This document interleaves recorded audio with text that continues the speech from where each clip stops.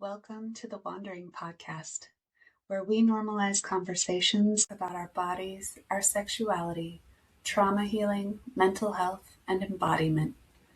I'm your host, Rhianna Dillon. It's my goal to end the exploitation of humans, animals, and the earth, to thrive instead of just survive, and to help others who are aligned with these goals do the same. We get to create a world that we want to live in, and that starts with our beliefs about ourselves. When we trust and feel safe in our bodies, we allow more joy, celebration, and play. Check my Instagram for ways to thrive with me. Good morning, everyone. Today I am joined by Marcia Earhart. Marcia is a certified life, trauma, grief, brain, and mental health coach, mediator, author, and HeartSync Minister. Her guidance is both professional and personal. As the co-founder of the Sterling Rose Sanctuary, a 501c3 nonprofit, she is boots on the ground in the mental health crisis. She creates a haven for the grieving to release their trauma and pain so they can breathe again, move again, and live again. Her ministry reaches a diverse community across the U.S. and 7 other countries. Welcome, Marcia. Thank you for being here. I'm so excited, Rihanna. I'm looking forward to our time together. Thank you for having me today. Yes, me too.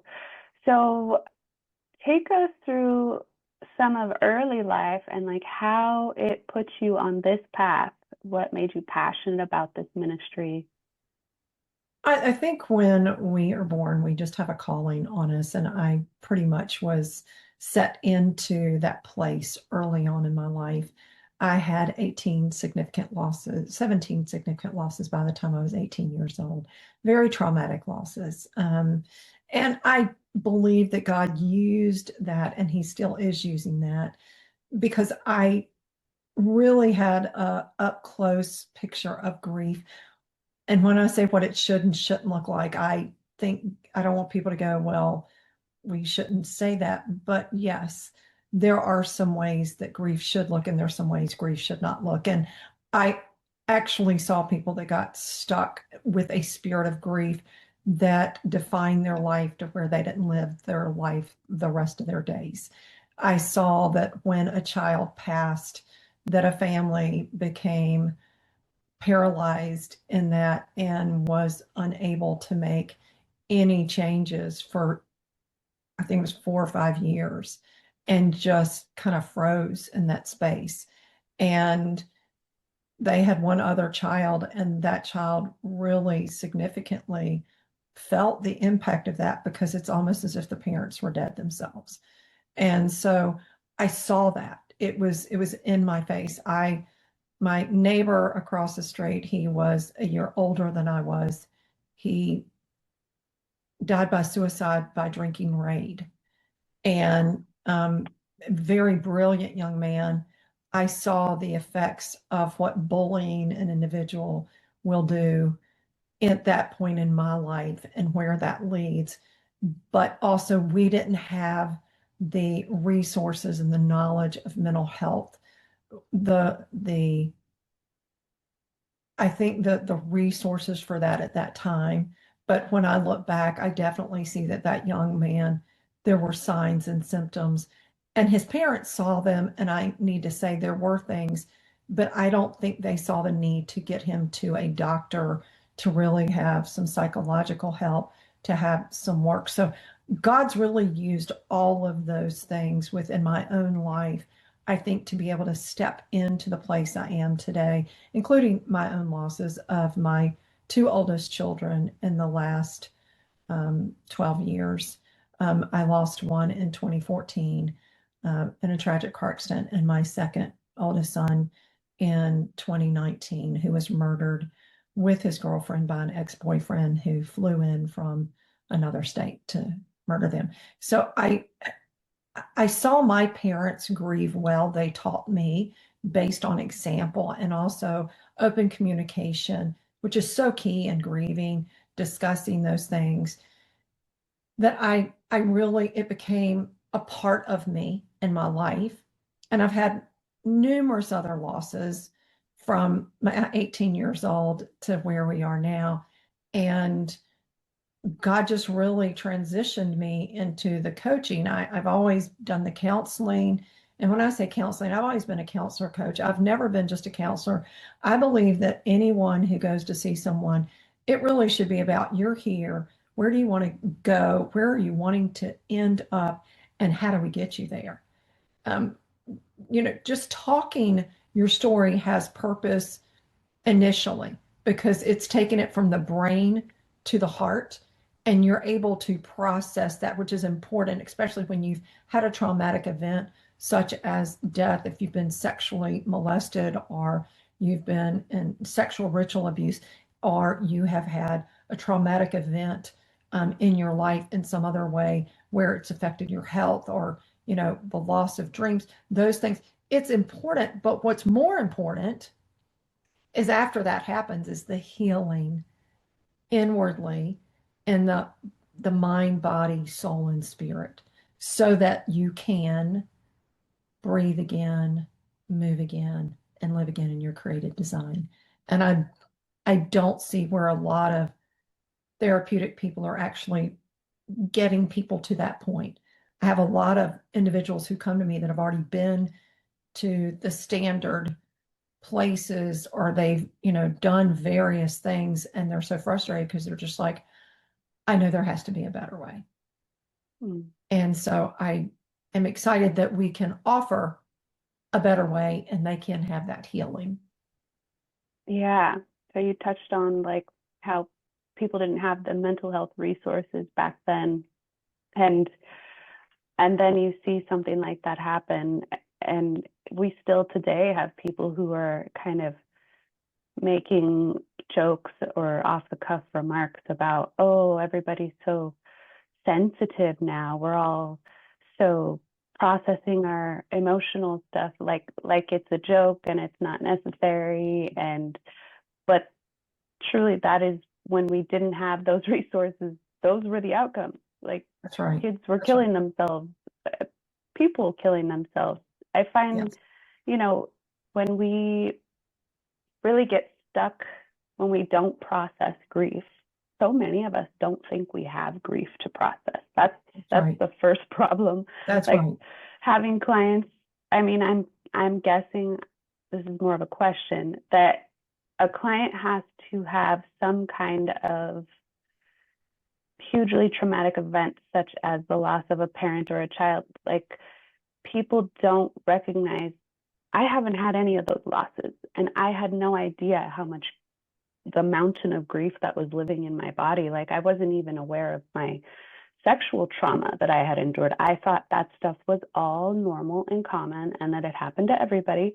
And I found all of this grief that needed to be processed by talking about, but really like reading about spirituality, reading about mental health, following spiritual teachers, and then in doing so, ending up in this in-person cohort where they had us do trauma releasing exercises, basically, which is things like eye gazing, and not necessarily the kinds that induce shaking, but like having everybody stand across from each other in a line and then saying something like, for me, the thing that broke me, I was like not a person that was willing to cry in front of other people. I thought that would be the most disgusting, weak thing ever. The comment that they made was like, everybody step forward if, and it was like, if you were raised with addiction in your parents or your caregivers. And I had never recognized that that was something that was part of my childhood, but I stepped forward and I just started crying, and I was like, oh my gosh, I didn't, there are so many people that have so much grief in their life and they're just completely unaware. So do you see people that have like a lot of micro traumas or even large, but they don't, that come and look for grief counseling and help, or does it typically involve a death of someone close? No, and that's a great question. Usually the people that come to me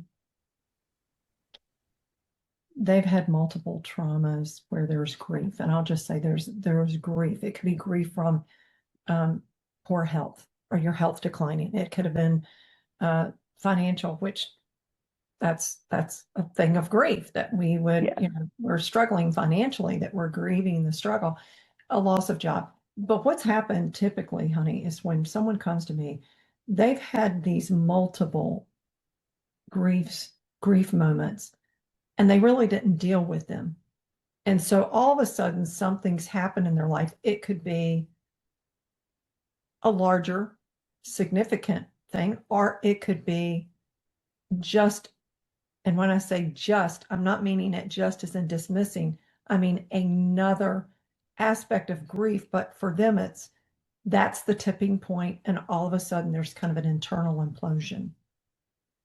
And in that implosion, they realize, because it's welled up, they're starting to recognize there's some things going on here. And I think I need to deal with some stuff because I'm seeing some very unhealthy patterns and I don't want to live this out. And so when we start working, it's like anything, we start on the outer layer. Whatever comes to the surface first is what we work with first. And then we go inward and we start going, like in the onion, we start going into the interior to where we actually see kind of the foundation where everything else has come up one after another. And everyone can be healed. And I have people around me that say, I'm always going to live with, I'm never going to be able to heal. And I'm like, first of all, you can, but your words, when you speak that, your body aligns with what you speak. And that's a given in the scientific world. You tell yourself enough times that you are sick, you're never going to get well. You're not, because it's going into the body, into the cellular structure of the cells. And so you are speaking either life or death over you. And so when people come to me, I really try to help them reframe what they speak. And we talk about their thought patterns. Because I think it doesn't mean it's true. Yeah. So quite often when someone will say a thought, I will say, I need you to ask yourself, is that really true? And then when most of the time, I mean, it's no. So what is true? Because what happens is we start making things up within our own mind, and we create a scenario that really is not what is true. Yeah. So we've got to interrupt the scenario that's being created, and we have to come back to what is true and live and operate from that. So that's really where we begin, because to me, most of what the work is that we're doing is it's a reframing, it's releasing, and then it's a receiving. If it's for a Christian, it's receiving that which God wants to speak and impart upon them in the newness of the creation they are. And for the non-believer, they're still being imparted with newness in the creation that they are, just not with the Father's voice. That's all. Yeah. I mean, our belief systems are so funny because we think that, well, we get really tied into them, and then we want to project like anger on different types of them. But really, like we all have the same goal. We have the same body and molecular structure, and we ideally, hopefully, want to thrive. And whatever your belief system is, you can thrive within that belief system as long as you turn it supportive rather than combative or breaking down. And I think religion in the past has been a lot more negativity and doom and gloom and power and control. Like you need the church in order to talk to God. And now we're seeing religion change more of more into like, no, God has always been supportive. God has always been accessible to you. And it's just more of a place of gathering for encouragement. I think you raise a really good point, because honestly, and I mean, I deal with people of all faiths, but I have to say, many of the people that have that mindset that you were talking about, they've come from a place where they were told someone else has to mediate for them. Someone else they have to go and confess to them. They need someone else to be and really, Jesus came for a personal relationship. We don't need a mediator. He is the mediator. And so, but what happens is if you're growing up and you're hearing that as a child, it becomes part of your mantra. And then this is like new, and you're almost like, what I see is that they're like a child kind of scared to step out a little bit, because it's like, wait a minute, I've been told this and this is what I've believed, but we have to go again, is it true? And if they are believers, we go and look at the Word of God, because the Word of God says that Jesus is the mediator, that we get to speak to him directly. And through him, we can access Father God. And so that's the beautiful thing. And so in grief, which you touched on this, grief to me really exposes our theology, the accuracy or inaccuracy of it. And that's one of the aspects, because someone said, you do the mind, body, soul, and spirit. Why the spirit? And I said, because there is no way you can grieve and experience loss, pain, and it not touch on the spiritual aspect of your life. It's going to touch on whether what you believe is accurate or inaccurate. And so it's a time where it's kind of, wow, that's wrong thinking. I need to put in the right thinking, and I need to know what that is. And that's something that I can work on so that I am strengthened and I'm able to continue to move with success in my healing. Yeah, and I think it's important to note that children, very young children, are just in this survival, like, how do I navigate all these older people who are in charge of me and like stay alive? And so they'll take everything very literally. They're in a state of hypnosis up to age 7. And so when they hear scriptures and the way that those scriptures are talked about in church, like I grew up Jehovah's Witness. There was no Sunday school. We didn't have the child version and the adult version. Okay. But even like in some of my daughter kind of was getting interested in religion. So I took her to this church and they gave her a Bible, and the page I opened to is like, this girl was a whore and her father decided to stone her to death. And I'm like, okay, kids do not need to be hearing stuff like that. Like, that is not really the aim of the Bible. And so either way, when you're a kid and you hear stuff like that, you take it very literally. And yes, historically that happened. But that doesn't mean that we're trying to teach that should be happening, or that was right, or that was what God wanted. But kids will interpret it that way. And so it's really important as an adult to revisit that stuff. Like, I'm not a part of a religion, but I'm still revisiting the Bible and the scriptures, and I'm talking with other people about it and having them reframe it for me, because I have all kinds of religious trauma. Right. And what, you brought up something that I think is so important. And this is just, we have 5 children. So we went through the scriptures from beginning to end.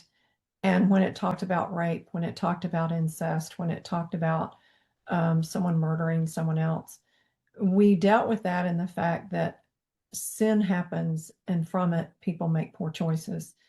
And I will have to be honest, because of my background, I work with a lot of sexual ritual abused individuals, and have dealt with a lot of people who have been molested as well throughout their life from a father, brother, whatever. And my role, I felt as a parent, was to equip my children well. We're in a society whether you choose to tell your children or not, they're going to be embracing and facing some really difficult things within the journey of this life. So my husband and I felt like we wanted to break down those passages of, would you stone someone? No, you would not stone someone. But that was the old law. So we had a reference point. That was the old law. The new law was grace. There was this, but anyways, so the point being, as parents, we have a responsibility to help our children unpack those truths and to be able to put them in the right frame of reference. Because it's interesting, someone asked my daughter, because we grew up teaching on the weekends when FBI's Most Wanted. I don't know if you remember that show. It used to be FBI's Most Wanted would come out, and they would have, we would sit down as a family with our kids, and we would watch it, and we would talk about the character of the person why the person could have been victimized based on characteristics, why the victim was able to seize them. The victimizer, why the victimizer was able to seize the victim. So we kind of unpack that. And someone asked my daughter, said, was that kind of traumatic? She said, no, it's a part of life. She said, I feel my parents really equipped us well, because I don't assume because somebody looks nice and appears nice and is speaking nice, they're nice. I already understand that there can be things, and I'm not also going out with fear. She has no fear, but she's well equipped to walk in this life and to know that what may appear on the outside is not what is in the inside. And we just had this, it's interesting, we just had this discussion yesterday. A poor young lady allowed some guy at a college campus to walk her home. And she was murdered. He pulled her behind, and he pulled her behind and raped her, taking her home. And my husband, my daughter's much older, she's in her late 20s, and he, we were talking, and he goes, and she goes, no. And I wouldn't want someone to know where I live. This is a total stranger. But again, I think our culture, we have to train this, because there's kind of a politeness. I'm Southern, and I'm just going to be honest. I am really, really polite. I am. And I am a Southern triber to my very bones. But I can tell you, I'm also very discerning. And so it's just not a wide open. And I feel like we've got to get to a culture that to not engage with someone in a public sector that you don't know, that's not rude. That's protective. Yeah. Just saying, that's not rude. It's protective. Yeah. And I think, I don't know if you agree with this or not, but it seems like girls are trained to be more giving, more accepting, more polite, and boys are allowed to be a little more aloof. Like if they're like, nah, I don't want to talk to that, they just don't need to. But girls feel like they have to give their attention to everybody and be nurturing and kind and giving and over giving. There's a lot of but I think we have to speak to that. You're right. That's why most women, there's the majority of people that are enabler and codependent are women. And that's come from our culture. And so we have to be able to put limitation, like say, hey, and this is what we told our kids. If anyone in the family or anybody comes here and wants to hug you and you don't want to be hugged, you can say no, thank you. And I said, you just put your hand up. And initially my mom and dad were like, that's real. I went, nope. Because again, everybody needs to remember my background. There's a reason why I want my kids to know that if they don't feel comfortable with you, you don't have a right to hug my child. Who are you? And just because you're family, your cousin, whoever, or aunt, whatever, no, you don't get to hug my child. If my child does not feel comfortable with you, and then they can say no, thank you. And they have the right to push you away when you just take a freedom of hugging them. Absolutely. I think people think that that's a small thing. Like a lot of the things that we're dealing with in life look like they're small and, oh my gosh, you're making a big deal out of this. But no, when you teach a child that their body is saying no, they're uncomfortable, and you teach them, you move forward and let that person touch you anyway, they are very likely to get sexually abused Well, at that's some point to in their me, life. it's a license for grooming. It's Yeah. really given a license for people to start grooming your child. And if you meet the coach and you think the coach is wonderful and you let your kids start spending time with the coach, because I mean, she or he are just so wonderful and they're having the whole team over. Red flag, red alert. Why are they having all? I mean, and again, not everybody, but we either had our kids, friends to our home, or we were with, and I mean, we were not helicopter parents, but we would go to an event and we would be on the parameter because that was important until our kids got old enough. We have, and again, I think I hope our culture's kind of swinging back to a place where we're teaching common sense, good judgment. And you were talking about something earlier. I think what happens is we tell children to deny the intuition and the discernment that they feel. And then when they get older and they're in a situation, they deny that because you were overriding it when they were a kid, saying, they're really, honey, that's just Aunt such and such. She's just like that. Or he's just like that. I mean, he just likes to hug everyone. Doesn't make it right. And it doesn't make it okay that they're hugging your child. So stop it. So and I think we have to put those things in place early on so that they have a way to understand that I'm building up my intuitive discernment and I can detect when I'm not comfortable. No. And it's just a no. I don't need to give you a reason. That's the other thing. We don't need to give a reason. And then we don't say, I'm sorry, I don't feel comfortable with that. Nope. Don't need to do it. So I think it's good. I'm glad you're bringing that up because I think this is important because as we look at where we are today with the sexual perversion, with this heinousness that's been going on with Jeffrey Epstein and all of this, the sexual crimes against humanity, it's like, why are people not jumping up and down and screaming and yelling and saying every one of them need to be brought in? Every one of them need to be prosecuted, and there needs to be life sentence for each one of them because that is never acceptable. And silence isn't either on the behalf of the United States that are quiet. Just saying, this is a hot topic for me because of what I do. I've been listening to those stories for years of men and women who have been sexually, ritually abused. I've listened to the heinousness and the horrible things that have happened to them, things that none of us can really imagine and wrap our heads around. And I grieve that these are real life experiences that have happened to individuals. And I would pray it would never happen again. Yeah, I think that, it's interesting because people avoid the word grief. It's like, oh, that doesn't sound fun. I don't want to do that. And then sexuality, because primarily what I work with is sexual and religious trauma. It's like, no, I don't have that. No, I'm good. There's so much denial because we so normalize people touching us when we've been taught to place our trust outside of ourselves.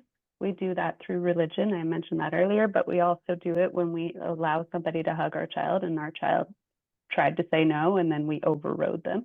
Yes. And then the two are so intertwined, like theology, sexuality, grief. There's so much there, and everybody has some. And I think that a lot of people just want to be in denial about that, and it's because our society won't talk about it. We won't normalize a conversation about it. It's so shameful and whatever, and the perpetrators very likely have been victims too themselves. Right. That's how they learned that thing. And so the way to handle that, yes, they need to be removed from access to do it to other people, but also they need to process their sexual trauma. They need to feel their grief. The only way we end sexual exploitation, which is a generational project, would be for all people to actually heal it, stop being so like, oh, I can't handle, oh, I can't talk about that. Like, stop it. Everybody has it. Yes. It's normal. We need to get into our bodies. We need to accept our bodies. We're in a body here on purpose. Like, Right. we should be enjoying it, not having somebody else exploit it. And Correct. some of the ways to heal that stuff is actually to get into a really good, trusting relationship with your own body. Then you start to not do things like go walk behind a bar in an alleyway at night where you might be victimized. That's you've made a choice to be in a place where a perpetrator might be. Right. Like, you don't have to put yourself into those situations. And when we stay in victim mentality, when we stay in blaming somebody else for what happened, we don't ever have any power to make better choices. We keep making the same mistake and wondering, oh, really? I got raped again? I was just at that bar, and oh, my drink got drugged again. Well, yeah, we got to stop going to bars and leaving our drinks there available, trusting anybody. And one of the reasons a person might be doing that was because when they were young, their boundaries were constantly violated, and they were taught that that was okay and normal, and it's not. Yes, and I love that, because usually people who are sexually predatorily on other people, they can see when someone's entered the room that does not have great boundaries. Yes, you wear it. You wear it on you. Yes, it is a placard. It is a placard on you. People go, what is? I said, it is. It basically is saying, I'm boundaryless and I am an easy target. And they look for that easy target, and they can tell by little things. Just the fact that they come up and they're able to enter your private space without you pushing them and saying, you're in my personal space. You've overstepped. And some people, I've done that before. I've had people, and I'm like, I'm sorry, you're getting too much of my personal space. I need you to back up. And of course, they'd be like, and I'm like, no, this is serious. Like, you don't have the right to come any closer to me. Yeah. And so I think that's important that when we teach that. But when you were talking about grief a while ago, it kind of brought up something, and that is, people need to understand that for a child who has been sexually molested, who has been sexually ritually abused, they're not grieving the act only. They're grieving the fact they lost their childhood. They're grieving the fact they never had a childhood. They're grieving all the things that in between, the comfort of life, the safety of life, because they didn't have any of this. There's so many layers. Because I had someone ask me, well, what all is involved in that? And it's a fair question, but there are layers upon layers for individuals who have been a victim and a repeated victim. And so when you said raped and being raped again, I need to say something to the audience.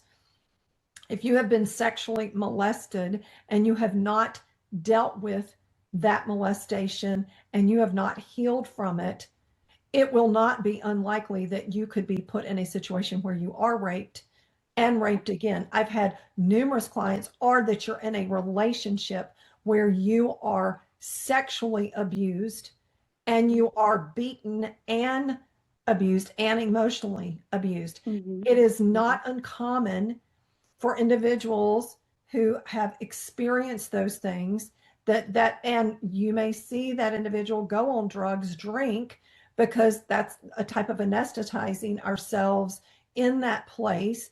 But what happens is it's opening the door over and over and over again to be victimized. And when you were talking about, going in and having the drink, there's so much more to all of this.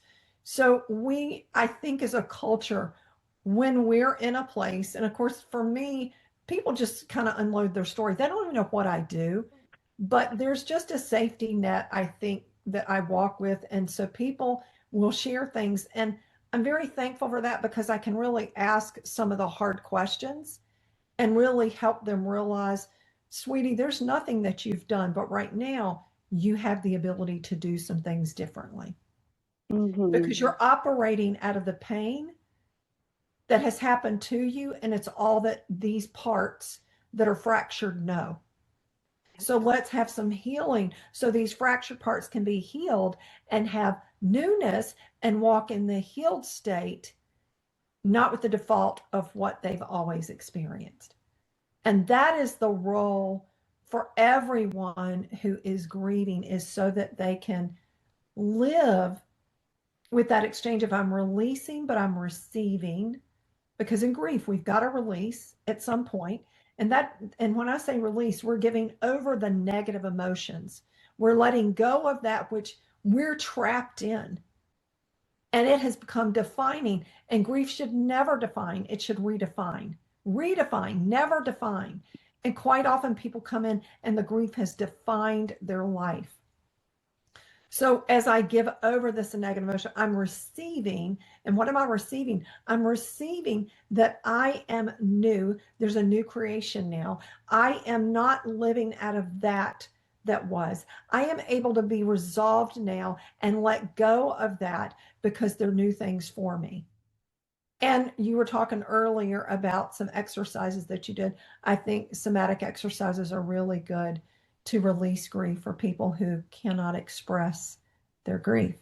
There are people that are they've had so much in their life, they cannot express it on the emotional aspect, even verbally. But when there's that activity and we're moving and we have some movement, it can start releasing. And it opens up the body to be able to let out the first time, maybe ever, and know that they're safe. Because, see, a lot of this goes back to safety. Most people who have been abused or have had trauma or losses, you feel unsafe. You're feeling unsafe because everything's changed. All that you've known now, it's different. And I don't feel safe. In fact, I feel very exposed, very naked in this place, and I don't like it. And so instead of, and what I want to say is when you are grieving, and this is what I tell people, make sure you pick your community. They don't get to pick you. You get to pick them. And there may be some people that should not be in your life right now when you're grieving that do not and should not be part of your journey, because they may not be speaking the things that you need for encouragement. They may be holding you back. They may be telling you too much of their own story, thinking that that's helpful to you when it absolutely is not. And so we get to choose who we have in that journey. And we need to put appropriate boundaries. We talked about boundaries a little bit, but in grief, we need to Close the door real quick. We need to set up appropriate boundaries so that people know I'm not comfortable talking about this particular subject at this time or after this time in the evening. In our own home, we would talk about the loss of our son, but after 7 o'clock at night, no conversation of that, because we wanted our minds to be fixed on that which was life-giving, that which was renewal. We wanted our cortisol levels to come into a calm state, to be able to go to bed and not be ramped up because we've had these very intense, very heavy laden emotional conversations where now the adrenals, the cortisol levels are up and we can't rest. So, there's some healthy, very healthy tools that we need to put in place. And we have those resources on our website, a list for people to be able to do, because we feel it's so important that they put that, because what happens is and you talked about it before, you're just trying to navigate through it. So if you're navigating through it, you're not thinking, I need to put in some boundaries and establish safety nets, and I need to have some parameters, and I need to kind of put some boundaries on when and where and how. Mm-hmm. And that's important. Yeah, setting a container so that, and then, sometimes people in your life who have been through maybe the same trauma as you, because they've grown up with you, siblings, for example, might not be the people that you need to be grieving with, because they are not ready to grieve. They are still in the rage phase, and they may never leave the rage phase. They're still in blame and victimization. They are not recognizing that the inner child parts that are running the show right now. So you might be stepping into grief, and these things kind of oscillate, spiral. But well, they could be in denial as well. yeah, Or yeah. it could be that they have no memory either. Mm-hmm. Because Yep. we can all be in, there are several that have come from the same family. Some remember being molested, others don't remember anything. And that person can't prove that the other person was. They're assuming based on the patterns within the family they were. But again, because what happens is the psyche, if you're a young child, you have your mind was never meant to be able to conceive and hold this, because first of all, as a child, there's no schema for this. There's quite often there's not a verbal, we're not able to verbally give words to what's happened to us, because the child is typically threatened and told not to tell. This is an expression of love, whatever, and it's a secret between us. And so there's a multiple layers that are told to this child that evoke fear and control over the child. And so the child's mind cannot perceive that. And so what can end up happening is it absolutely does not have any frame of reference and remember it at all, because it's blocked, because the trauma is so significant in and impacting the mind, the body, soul, and the spirit, that it cannot bring back that account. And sometimes years of counseling or coaching. And do we have to? No. What's important is, no, we don't have to walk through it again, but we do need to come to a point where we're ready to release whatever that is that's holding us, that's blocking us. That, and quite often, many people who have trauma like that will have dreams, snippets of things. They can't make sense of it. Sometimes they can start putting it together. And so what we do is we work with that to be able to bring the healing in it. Yeah, that's really important. And also, you don't want to be going through this process with people who are comparing their trauma to yours, asking for proof. So many times people aren't willing to see trauma that has happened, because like what you're describing, like little dreams of snippets, in breath work, we have these things come up. And so I encourage everybody to, whatever is coming up, you don't need to prove it to anybody. Nobody's going to interrogate you on the details of when and how this happened. If something is surfacing, let it show itself to you. You don't have to explain it. It'll, reveal itself in time, over time, but just allow your body to move in whatever way it needs to move at the moment. Stay on your, mat. Don't bother your neighbor. But like, if you need to scream or cry or laugh, whatever is happening, let your body move. Let this stuff process, because we need to complete the stress response cycle. Many times in these situations, even if it's a tiny trauma or a big trauma, our body is not allowed to complete the stress response cycle the way an animal can when it's being chased by a lion. It gets to go and shake, and then that energy and that emotion is dispersed and it's released. Well, humans aren't doing that most of the time. So you might be doing a breath work session, and that might come up, and just allow it to happen, and don't worry about how logical it is. It doesn't need to be logical. Just let the movement and the expression and the emotion just to get out. Well, and there's something else, as you were talking about, people may not believe you, they won't prove. I cannot tell you how many individuals have come to me that their child has told them they were molested or a sexual act had happened. They don't believe them.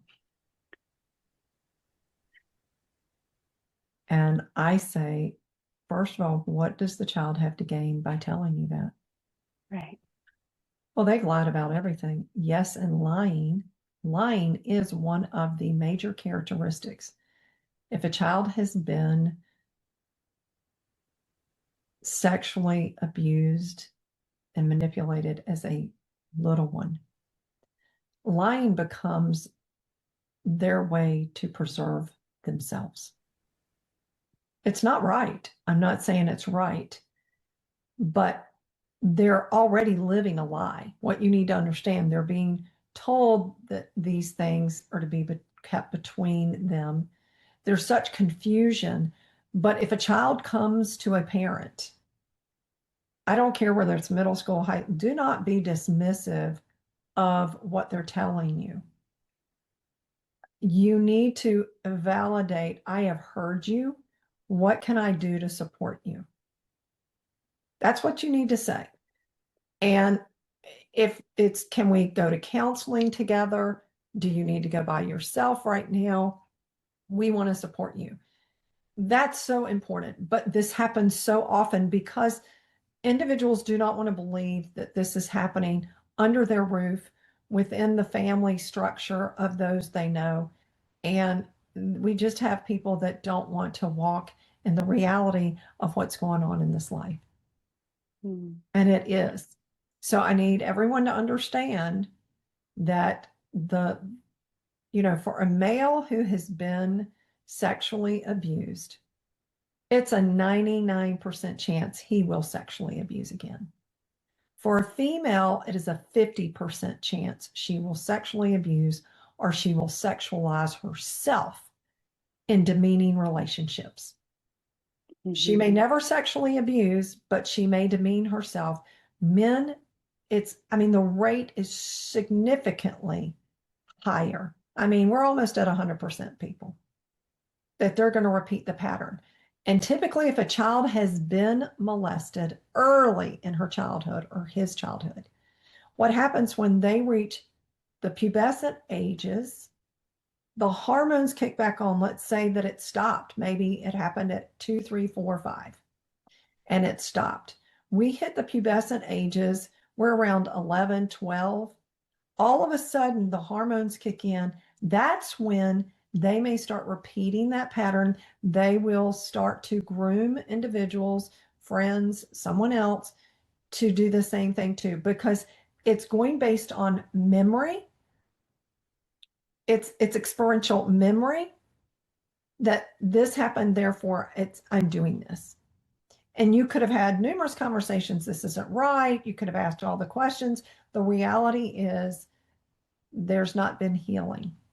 And if there's not healing, then the pattern repeats. And so we have to be all the wiser. And we really, again, it goes back. Our schools are not going to teach and train this. Parents, you have to step up. You've got to be equipped. You need to do this. It is your responsibility. In fact, I don't want a school teaching. I was a teacher for middle and high school. I do not want a teacher doing this because I'm not going to trust what a teacher is going to be telling my child, just to be honest with you. I think it is better from a parent to be telling these things and giving them specifics of that. And if you see your children's character change, they've been a very sweet child, and all of a sudden there's this, they're very withdrawn and they really don't want to be around and they don't want you hugging or touching them anymore. Something's happened. Yeah. It's not maybe, something happened. Now you got to find out what it was. Yeah.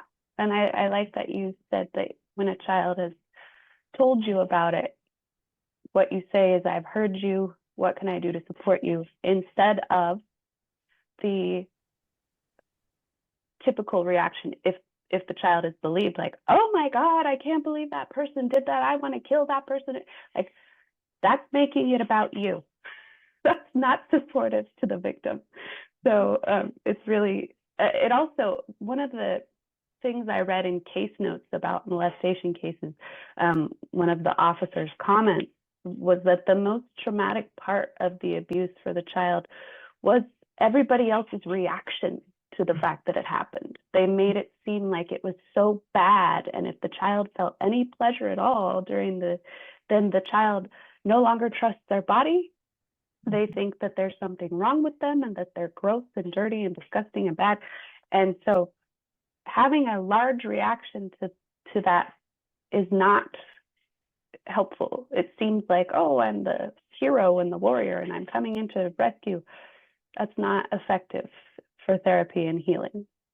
No, but I think for parents, again, or for anyone who's dealing with this with someone, to say, you did not do anything to deserve this. I always make sure that that individual knows they did nothing to deserve it. They were a child. They were to be Yeah. protected and cared for. And they've carried this huge responsibility of what happened within their precious little framework. And then I say to them, that had to be a very confusing time because it probably felt good, but it felt bad. And that is exactly what they say. I didn't like it, but at this point, it has opened up their sexuality. So yes, there may be a feel good. Sometimes it's not a feel good. We need to be honest with that. There's so much shame and guilt and just disgust. And, but again, parents, you have the ability to say, do you feel that was confusing for you? Did you feel like that was something that felt good, but yet you felt bad? If you ask the questions, that's good because it's opening up for conversation. And that's what you want. You want individuals to be able to feel open to talk to you. And then you don't need to react. You just, well, honey, thank you for sharing that.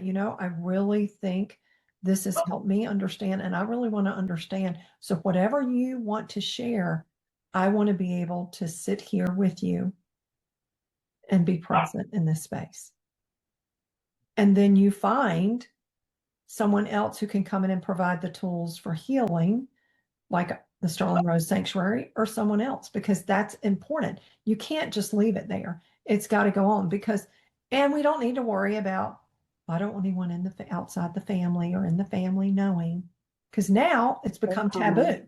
Hello, this is not a taboo. The child did nothing. So we're not going to now put this huge responsibility on the child again that, well, I just don't want people outside the family and us. We just will talk about this among us. Yeah. No. That's one of the ways it keeps happening. By keeping it in secret, we need to normalize this conversation globally. Yes, we do. It's not about protecting perpetrators. When we are silent, perpetrators know that they're going to be protected. That's right. Our silence is their protection. So they keep doing it. That's right. And they're not getting healed. They're not getting healed. So they're going to keep doing it. Well, and we have a nation that we can look at right now is how they're overlooking some things. Yeah. It's the same way. It's why it continues, because we don't want to believe these heinous things. Well, they've happened. They've happened. So now we need to deal with it. We don't need to just shut our eyes and go, I'm going to Starbucks and get my little thing today, or I'm just going to go have lunch with my friends. That doesn't affect my world. Let me tell you something. It most certainly does. In any given situation where you're sitting in a room, what I want you to know is the majority of, okay, so right now it's 65% men have an addiction to pornography. Saddle up. It's 52% women have an addiction to pornography. The gap is closing. What does pornography lead to? It can lead to exactly the conversation we're talking about. Not all people who watch pornography, but if you are alive and living in this life, you can see that they're trying to get with children. Children. They're meeting up with children. I've seen several takedowns in the last few weeks, and I'm applauding these men and women who are going in and taking these men and women out that are trying to meet up with a supposed 11 or 10-year. Come on. So it's around you. Stop being in denial of it. Open up your eyes and then start being part of the solution to a unbelievable problem that is going on culturally. And a child isn't capable of consent. Their body isn't fully formed. Their brain hasn't fully formed. The prefrontal cortex doesn't fully form until about age 25. So no matter if the child is giving you positive feedback, that doesn't mean that they're capable of consent or that you're doing a good thing. That's right. If you're meeting up with a child and they're agreeing to it, that does not mean that they've agreed to it. It means you've coerced someone who's incapable of consent. So I'd love to touch on HeartSync because we're coming up on time. Oh, wow, we are. So tell us what HeartSync Ministries is. HeartSync is really about taking and dealing with the parts of the heart that have been fractured and bringing them into an alignment, into synchronicity. And for believers, it's with the Father, Son, Holy Spirit. And so there are 4 parts that we talk about in the heart, and they all associate with the brain. So the prefrontal cortex, right side, is emotion. And so our emotions are coming from here. And we're talking about in this place negative emotions that are ruling our life: anger, feeling abandoned, resentment, all the things, the shame, the guilt, the things that we've talked about. And then on the left side of the brain, this is our function side, and function is in the left part of the front part of our cortex, and that is what we live out of. We do all of the task that we want to get done in a day. Function's the one that steps in to do that. And then for true self, our created part that was woven into our mother's womb, that is really back here in the central part, right here, right a little bit back right here in the brain. That right there is where our true self, and the true self is the one that identifies most with the Lord, with identification of who they are in the way they were created. The guardian is from the amygdala. The amygdala is kind of in the mid-back brain, and it really is where all the trauma is stored. And so the guardian is the one that is to be the regulator of knowing what's safe, what's not safe, when to go, when not to go. So all of those parts, and we deal with each one individually, and we bring them in because they're not regulated. If you've got negative emotions, then you're out of synchronicity. And the goal is to synchronize them so that they can live in their creative design without the reactionary aspects of their pain and trauma, because now they're healed and they can live in responding in what is right, true, and in the right emotion. So it's a beautiful segue. And we deal with inner child parts. You've talked about child parts as we've been here today a couple of times. You've brought them up. Inner child parts are different than the parts I just mentioned. Child parts would be a child that was molested and is still there, hiding, is, frozen in that place. And she doesn't even realize, or he doesn't realize, that the person's grown up now, because that part of that child is still 2, 3, 4, 15. It's still there. And quite often, when I talk to a child part, I'll say, "Sweetie, where are you?"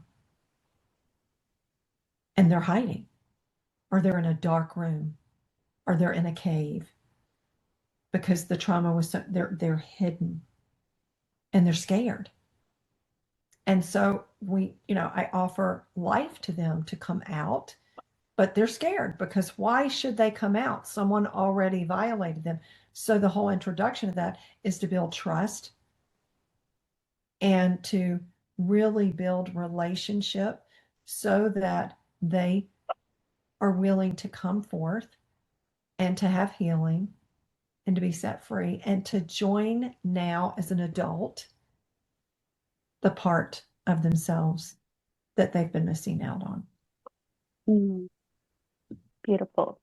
It is beautiful. It's holy ground. It really is.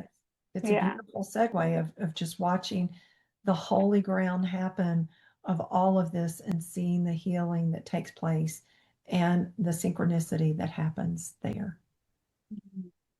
And how do people work with the Sterling Rose Sanctuary? How do we find you? You go to www.thesterlingrosesanctuary.us, and you can click on that, and we have a form that you can fill out. Our phone number's on there to give us a call. Probably the quickest way is to do it on a form. We're really good about getting back pretty much within 24 to 48 hours and setting something up, seeing what your needs are, how we can fulfill what you need. And if we're not the best place for you, we will certainly help you find the best place. That's the other great thing. I have a field of wealth of people that are really amazing in the areas that they bring healing. So we want to make sure that everybody gets exactly what they need. And I love that you touched on the fact that you're not going to just talk about and relive trauma. Like there is a purpose. We're healing things so that we can move forward and find that joy and that presence in life that we're hoping to have, to really thrive instead of just surviving. Well, and even in HeartSync, so people understand, you don't really unpack your story with me. You don't even start. I don't even need a conversation with you. What I do is when we first meet, I say, what is it that you would like to see happen through this HeartSync? What are your goals? I ask for what their goals are, and I write them down. And then I will say, I'm going to start us in prayer and lead us into the space. And at any point you have a question, I'm going to guide you through.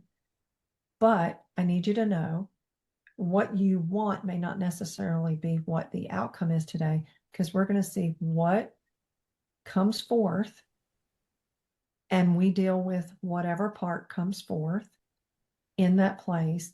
And it really is incredible. And the people who have been heart synced, like I said, many of them have had other modalities and have been in other places. It's mind-blowing to them, to the healing that happens quickly. This isn't going to take years. I have people that have been going to a therapist and I'm like, why?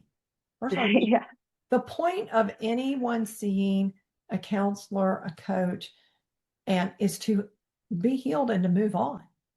This should not be ongoing forever and ever, because there's something wrong if there is.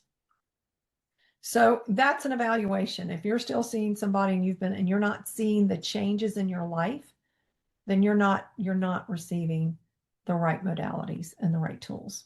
So, we have to have some introspection and self-evaluation in our own journey as well. Beautiful. Well, thank you so much for joining me today, Marcia. It was wonderful having you. I think the knowledge you've imparted to the audience is absolutely imperative. I really appreciate you. Well, thank you. And I do want to say that I have a book called Gripping Grace in the Garden of Grief for people that it will help segue through the grieving process. It's my own account of my own grief. It's very relatable. I'm very real. I don't make it rosy. It's what we feel when we are faced with such loss in our lives. So, it's a resource that people can get on Amazon. On Amazon? Yes. Yeah. Okay. And the website again for us one more time? www.thesterlingrosesanctuary.us. And the reason it's US is it takes us as a community to bring people back into healing and hope to live the way they were created to. It absolutely does. I tried to do my work by myself for several years and found that I did not make the progress by myself that I made within community. It's absolutely imperative. Well, we need that. And that's what we're trying to do for those that are struggling with grief, help you heal so that you can also be back in community. Thriving, not just surviving, but thriving. Yeah. When I entered my community, I was shocked at how unsafe I felt just meeting people and then doing that kind of work with them. And then so that could happen. You might be terrified. That would be normal. But having people as part of your journey and community holding you through it helps you return to a sense of safety within yourself. Then you start to feel safe with other people. So if you keep being isolated, you're going to have to stay isolated. You just don't. Well, that's what grief does, though. Grief wants to isolate. That is grief. Grief's role is to try and isolate us from life, isolate us from people, isolate us from dreams. And that's why we have to really come in to be able to dream again, to be able to be living among the living, stay among the living, not be where it's dead. So, I mean, I love that you brought that up because there is a communal aspect after you've had inner healing to enter back. You don't have to necessarily heal with community around you during it. Like I'm talking about lots of people. I'm just talking about a few safe people. That is still community, though. Yeah. Yeah. Awesome. Thank you so much. Have a Thank great day. you. I appreciate it, honey. You too.